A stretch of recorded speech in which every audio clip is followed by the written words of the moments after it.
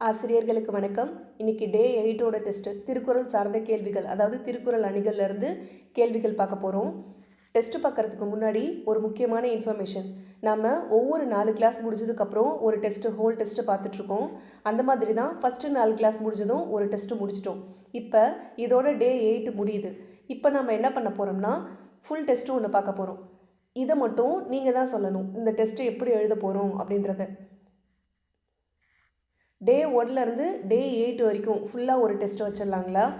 இல்லை மேம், நான் ஃபஸ்ட்டு டெஸ்ட்லேருந்து 4 வரைக்கும் கிளியராக இருக்கேன், அது வேணாம், நம்ம ஆல்ரெடி டெஸ்ட் எழுதிட்டோம், இப்போ நம்ம 5லேருந்து 8 வரைக்கும் வேணால் வச்சுக்கலாம் அப்படின்னு நீங்கள் சொன்னனாலும் சொல்லுங்கள், சரிங்களா? ஏன்னா டெஸ்ட் எழுத போகிறது நீங்கள். என்னை பொறுத்த வரைக்கும் நீங்கள் ஒரே ஒரு பேஜ் படிச்சுட்டு வந்து டெஸ்ட் எழுதினாலும் அது நீங்கள் படித்ததில் அந்த கண்டென்ட்டில் கிளியராக இருக்கணும். இல்லை நீங்கள் நிறையா டெஸ்ட் எழுதினாலும் அதுலேயும் நீங்கள் கிளியராக இருக்கணும். எது படிக்கிறோமோ அந்த விஷயத்தில் கிளியராக இருக்கணும். இப்போ டே 5லேருந்து 8 வரைக்கும் எழுதுறீங்கன்னா அதில் ஃபுல்லாக கிளியராக படிச்சுட்டு வந்துடுங்க. இல்லை மேம், நான் ஆல்ரெடி அதெல்லாம் கிளியராக படிச்சுட்டேன், ஜஸ்ட்டு ரீகால் பண்ணுறது தான், நான் 1 to 8 எழுதுறேன் அப்படின்னாலும் கமெண்ட்டில் சொல்லுங்கள். மெஜாரிட்டியாக எது வருதோ அதுக்கு தகுந்த மாதிரி டெஸ்ட் வச்சுக்கலாம். டே 1 to 8 டெஸ்ட் எழுதலாமா, அப்படி இல்லைனா டே 5 to 8 எது டெஸ்ட் எழுதலான்றதை கமெண்ட்டில் சொல்லுங்கள், மறக்காமல் சொல்லுங்கள். ஏன்னா நீங்கள் சொல்கிறத பொறுத்து தான் நான் கொஷின் பேப்பர் ப்ரிப்பேர் பண்ணணும். டே 1 to 8 டெஸ்ட் எழுதுகிற மாதிரினா ஒவ்வொரு செட் கொஷின் பேப்பர்லேருந்தும் நம்ம 10 கொஷின் 80 மார்க்ஸ்க்கு நடக்கும். 5 to 8 மட்டும் எழுதுகிற மாதிரினா 50 மார்க்ஸ்க்கு டெஸ்ட் நடக்கும், சரிங்களா? லாஸ்ட் டைம் வச்ச டெஸ்ட்டில் நிறைய பேர் நல்ல மார்க்ஸ் ஸ்கோர் பண்ணியிருந்தீங்க, ரொம்ப ஹாப்பி. இதே மாதிரி படிச்சுட்டே வாங்க, நிச்சயமாக நல்ல ஸ்கோரோடையே பாஸ் பண்ணலாம். ஏன்னா நம்ம இம்பார்ட்டன்ட் டாபிக்ஸ் எல்லாமே ஒன்று ஒன்றா கவர் பண்ணிட்டு வந்திருக்கோம், சரிங்களா? இப்போ டெஸ்ட் பார்க்கலாம். எல்லோரும் நம்ம டெஸ்ட் நோட் எடுத்துகிட்டு ரெடியாக இருக்கீங்களா? சலத்தான் பொருள் செய்தே மார்த்தல் பசுமன் கலந்து நீர் பேய்திரியற்று. இக்குறளில் பயின்று வந்துள்ள அணி: உருவக அணி, உவமை அணி, பிரிது மொழிதல் அணி, வேற்றுமை அணி. அன்பு நான் ஒப்புரவு கண்ணோட்டம் வாய்மையோடு 5 சால்பு ஊன்றிய தூண். இக்குறளில் பயின்று வரும் அணி எது? ஏகாதேச உருவக அணி, உவமை அணி, உருவக அணி, நிரல் நிறை அணி. ஊழி பெயரினும் தாம் பெயரார் சான்றாண்மைக்கு ஆழி எனப்படுவார். இக்குறளில் பயின்று வந்துள்ள அணி: உவமை அணி, ஏகாதேச உருவக அணி, பிரிது மொழிதல் அணி, உருவக அணி. உழுவார் உலகத்தார்க்கு ஆணி அஃதாற்றது எழுவாரை எல்லாம் பொறுத்து. இக்குறளில் பயின்று வரும் அணி: ஏகாதேச உருவக அணி, உவமை அணி, சொற்பொருள் பின்வரும் நிலை அணி, வேற்றுமை அணி. பண் எனாம் பாடற்கியைபென்றேல் கண் எனாம் கண்ணோட்டம் இல்லாத கண். இதில் பயின்று வரும் அணி எது? உவமை அணி, எடுத்துக்காட்டு உவமை அணி, உருவக அணி, ஏகாதேச உருவக அணி. வலியின் நிலைமையான் வல்லுருவம் பெற்றம் புலியின் தோல் போர்த்து மேய்ந்தற்று. இதில் பயின்று வரும் அணி எது? உவமை அணி, இல்பொருள் உவமை அணி, உருவக அணி, பிரிது மொழிதல் அணி. சமன் செய்து சீர்தூக்கும் கோல் போல் அமைந்து ஒருபால் கோடாண்மை சான்றோர்க்கு அணி. இதில் பயின்று வரும் அணி எது? உருவக அணி, சொற்பொருள் பின்வரும் நிலை அணி, உவமை அணி, வேற்றுமை அணி. நவில்தோறும் நூல் நயம் போலும் பயில்தோறும் பண்புடையாளர் தொடர்பு. இக்குறளில் அமைந்துள்ள அணி: உவமை அணி, பிரிது மொழிதல் அணி, தற்குறிப்பேற்ற அணி, வஞ்சி புகழ்ச்சி அணி. கான முயல் எய்த அம்பினில் யானை பிழைத்த வேல் ஏத்தல் இனிது. இதில் பயின்று வரும் அணி: உவமை அணி, பிரிது மொழிதல் அணி, ஏகாதேச உருவக அணி, உருவக அணி. செல்வத்துள் செல்வம் செவிச்செல்வம் அச்செல்வம் செல்வத்துள் எல்லாம் தலை. இதில் அமைந்துள்ள அணி யாது? சொல் பின்வரும் நிலை அணி, பொருள் பின்வரும் நிலை அணி, சொற்பொருள் பின்வரும் நிலை அணி, நிரல் நிறை அணி. வினையால் வினையாக்கி கோடால் நனைக்கவுள் யானையால் யானையா தற்று. இக்குறளில் பயின்று வந்துள்ள அணி எது? உருவக அணி, ஏகாதேச உருவக அணி, உவமை அணி, வேற்றுமை அணி. வேலோடு நின்றான் இடுவென்றது போலும் கோலோடு நின்றான் இரவு. இதில் அமைந்துள்ள அணி யாது? பிரிது மொழிதல் அணி, உவமை அணி, தற்குறிப்பேற்ற அணி, நிரல் நிறை அணி. பண்பிலான் பெற்ற பெருஞ்செல்வம் நண்பால் களம் தீமையால் திரிந்தற்று. இக்குறளில் வரும் அணியை குறிப்பிடுக. உவமை அணி, இல்பொருள் உவமை அணி, உருவக அணி, சொற்பொருள் பின்வரு நிலை அணி. கடல் ஓடா கால்வல் நெடுந்தேர் கடல் ஓடும் நாவாயும் ஓடா நிலத்து. இதில் பயின்று வரும் அணி எது? உவமை அணி, உருவக அணி, பிரிது மொழிதல் அணி, வேற்றுமை அணி. வருமுன் காவாதான் வாழ்க்கை எரிமுன்னர் வைத்தூறு போல கெடும். இக்குறட்பாவில் பயின்று வரும் அணி. ஏகதேச உருவக அணி, உவமை அணி, எடுத்துக்காட்டு உவமை அணி, வஞ்சி புகழ்ச்சி அணி. நச்சுப்படாதவன் செல்வம் நடுஊருள் நச்சு மரம் பழுத்தற்று. இதில் பயின்று வரும் அணி. உவமை அணி, இல்பொருள் உவமை அணி, பிரிது மொழிதல் அணி, வஞ்சி புகழ்ச்சி அணி.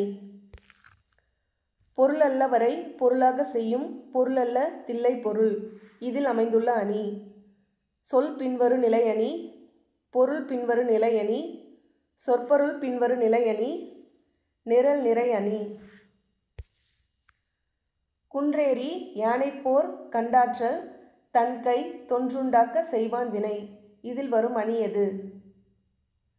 உவமை அணி, உருவக அணி, பிரிது மொழிதல் அணி, ஏகதேச உருவக அணி.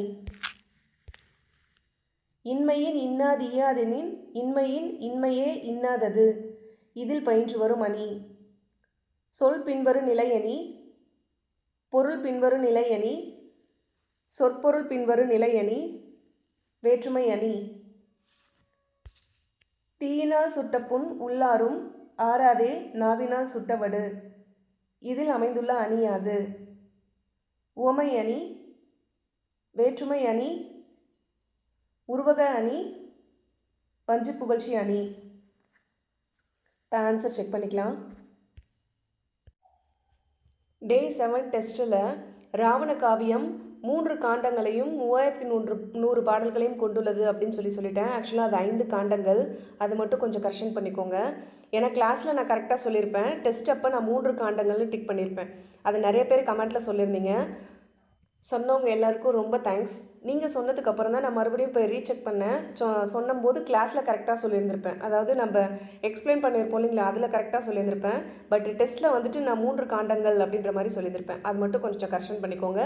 5 காண்டங்கள். ராவண காவியம் புலவர் குழந்தையோடது 5 காண்டங்கள் 3100 பாடல்கள். சரிங்களா?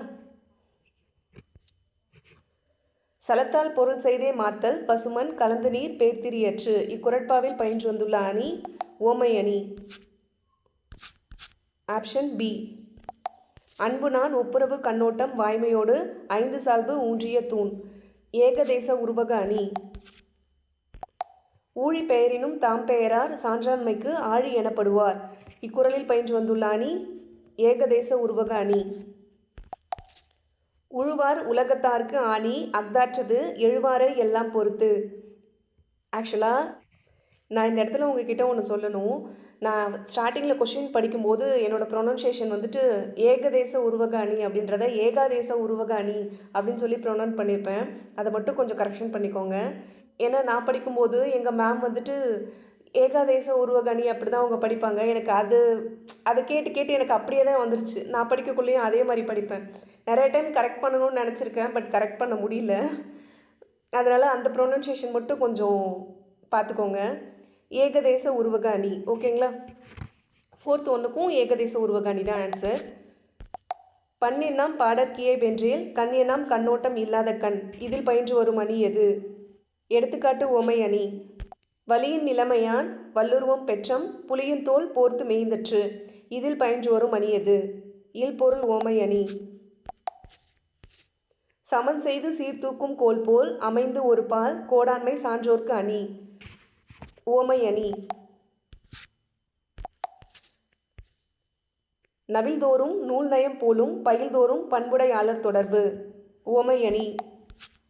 கான முயல் எய்த அம்பினில் யானை பிழைத்த வேல் ஏந்தல் இனிது. பிரிது மொழிதல் அணி. செல்வத்துள் செல்வம் செவிச்செல்வம் அச்செல்வம் செல்வத்துள் எல்லாம் தலை.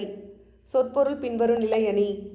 வினையால் வினையாக்கி கோடல் நனைக்கவு யானையால் யானையா தெற்று. உவமை அணி. வேலோடு நின்றான் இடுவென்றது போலும் கோலோடு நின்றான் இரவு. உவமை அணி. பண்பிலான் பெற்ற பெருஞ்செல்வம் நன்பால் களந்தீமையால் திரிந்தற்று. உவமை அணி. கடல் ஓடா கால்வல் நெடுந்தேர் கடல் ஓடும் நாவாயும் ஓடா நிலத்து. பிறிது மொழிதல் அணி. வருமுன் காவாதான் வாழ்க்கை எரிமுன்னர் வைத்தூறு போல கெடும். உவமை அணி. நச்சுப்படாதவன் செல்வம் நடுவூருள் நச்சுமரம் பழுத்தற்று. உவமை அணி. பொருளல்ல வரை பொருளாகச் செய்யும் பொருளல்லதில்லை பொருள். சொல் பின்வரு நிலை அணி. குன்றேறி யானைப்போர் கண்டாற்றல் தன்கை தொன்றுண்டாக்க செய்வான் வினை. உவமை அணி. இன்மையின் இன்னாதியாதெனின் இன்மையின் இன்மையே இன்னாதது. சொல் பின்வரு நிலை அணி. தீயினால் சுட்டப்புண் உள்ளாரும் ஆறாதே நாவினால் சுட்டவடு. வேற்றுமை அணி. 20 மார்க்ஸ்க்கு எவ்வளோ மார்க்ஸ் வருதுன்றதை மறக்காமல் கமெண்ட்டில் சொல்லுங்கள். கமெண்ட்டில் ஒரு சிஸ்டர் டவுட் கேட்டிருந்தீங்க. அதாவது இந்த திருக்குறளை எக்ஸ்பிளைன் பண்ண சொல்லி, குணம் நாடி குற்றமும் நாடி அவற்றுள் மிக நாடி இல்லை மிகை நாடி. சரிங்களா? மிகை நாடி மிக்க கொளல். மிகை வரும். மிகை நாடி மிக்க கொளல். அதாவது குணம் நாடினா ஒருத்தவங்களோட குணம் என்னன்றதை தெரிஞ்சுக்கணும். அதே போல் குற்றம் நாடி அப்படின்னா அவங்க என்ன தவறுகள் பண்ணியிருக்காங்க, அவங்கக்கிட்ட இருக்கிற குற்றம் என்ன அப்படின்றதும் நம்ம தெரிஞ்சுக்கணும். அதாவது ஒருத்தவங்களை பற்றி நம்ம ஜட்ஜ் பண்ணுறதுக்கு முன்னாடி அவங்களோட குணம் எப்படி இருக்குது அப்படின்றத நம்ம ஆராயணும். அதே சமயத்தில் அவங்களோட குற்றம், அவங்க என்ன தவறு பண்ணியிருப்பாங்க அப்படின்றதையும் ஆராய்ஞ்சு அதுக்கப்புறம் தான் அவரை பற்றின ஒரு முடிவுக்கு வரணும் அப்படின்னு சொல்கிறாரு திருவள்ளுவர். புரியுதுங்களா? இதில் வந்துட்டு அணி எப்படி வரும்னா, இங்கே வந்து நாடி அப்படின்றது 3 டைம் வந்திருக்கு. குணம் நாடி குற்றமும் நாடி அவற்றுள் மிகை நாடி. சரிங்களா? மிகை நாடி மிக்க கொளல். இப்போ நாடி நாடின்னு 3 டைம் வந்திருக்கு. இந்த நாடி அப்படின்றதுக்கு என்ன மீனிங்னா ஆராய்ந்து. சரிங்களா? நாடி அப்படின்னா ஆராய்ந்து, அதாவது அவங்களோட குணத்தையும் ஆராய்ஞ்சு அவங்களோட குற்றத்தையும் ஆராய்ஞ்சு அதுக்கப்புறம் இது ரெண்டுத்தில் எது பெஸ்ட்டுன்றதை நம்ம தெரிஞ்சுக்கிட்டு அதுக்கப்புறம் தான் அவங்கள பற்றி ஜட்ஜ் பண்ணணும் அப்படின்னு அவர் சொல்ல வராரு. அப்போ நாடி ஆராய்ந்து அப்படின்ற வார்த்தை மறுபடியும் வந்திருக்கு. அதாவது ஒரே சொல் மீண்டும் மீண்டும் வந்து ஒரே பொருளை தான் மற்ற எல்லா இடத்துலையும் தருது. அப்படின்னா அது எந்த அணியாக இருக்கும்? சொற்பொருள் பின்வரு நிலையணி. சொற்பொருள் பின்வரு நிலையணி. சரிங்களா? அப்போ ஒரு சொல் வந்து மறுபடியும் மீண்டும் மீண்டும் வந்து அதோட பொருளையே மறுபடியும் கொடுத்துச்சுன்னா அதுக்கு பேர் சொற்பொருள் பின்வரும் நிலையணி. ஆக்சுவலாக நான் உங்களுக்கு டெஸ்ட்டு இதை முடிச்சிட்டேன். இப்போ நான் கமெண்ட் பார்க்கக்குள்ளே தான் அவங்க கேட்டிருந்தாங்க. அதனால் இந்த டவுட்டை அந்த வீடியோ கூட ஆட் பண்ணுறேன். அதனால் கொஞ்சம் வீடியோ தாமதமாக வந்திருக்கும், அட்ஜஸ்ட் பண்ணிக்கோங்க. இது போல் உங்களுக்கு வேறு ஏதாவது பாட சம்மந்தமாக டவுட் இருந்ததுன்னா கண்டிப்பாக கேளுங்க. என்னால் முடிஞ்ச வரைக்கும் நான் எக்ஸ்பிளைன் பண்ணுறேன். நல்லதே செய்வோம், நல்லதே நடக்கும். நன்றி.